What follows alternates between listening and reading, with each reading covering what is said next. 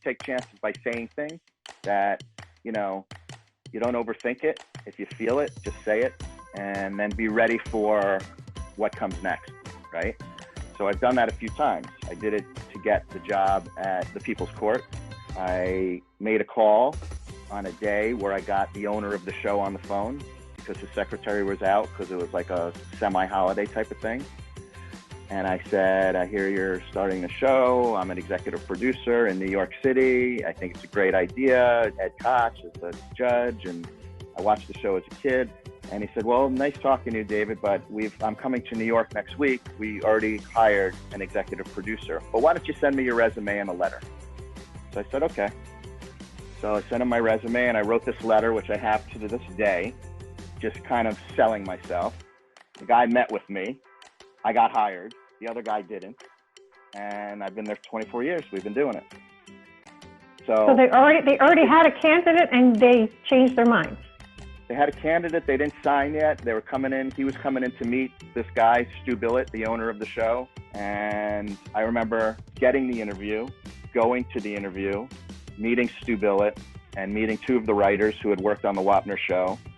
And just, we clicked right away. You know, my experience about editing, and it was a really good conversation. And I left and I went across the street. It was the middle of a snowstorm, to a payphone. And I called my agent and I said, they're going to give me a call. He's like, David, don't get your hopes up. You know, this agency represents the other guy. I'm just telling you. I go, they're going to call me.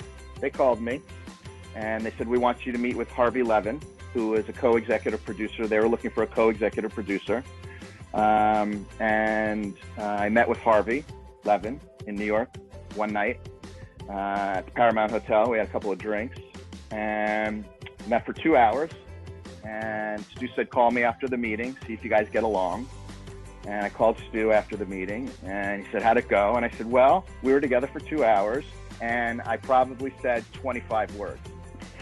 He goes, yep, that's Harvey. That's why he didn't let you get a word in edgewise. I go, no, I got more than 25 out, but I feel like, you know, he goes, you're going to be fine. And then they gave me the job. That's amazing. Yeah. So luck, a little bit of luck, a little bit of, you know, a little bit of luck and a little bit of squeaky wheel gets the oil. A little bit of luck, but a lot of moxie, a lot of like putting yourself out there and saying, this is what I want. And that's hard for some people to do. It's hard for me to do. Nobody wants to be rejected. It's a scary thing to do. That's why I say, you know, I have a tendency to do it.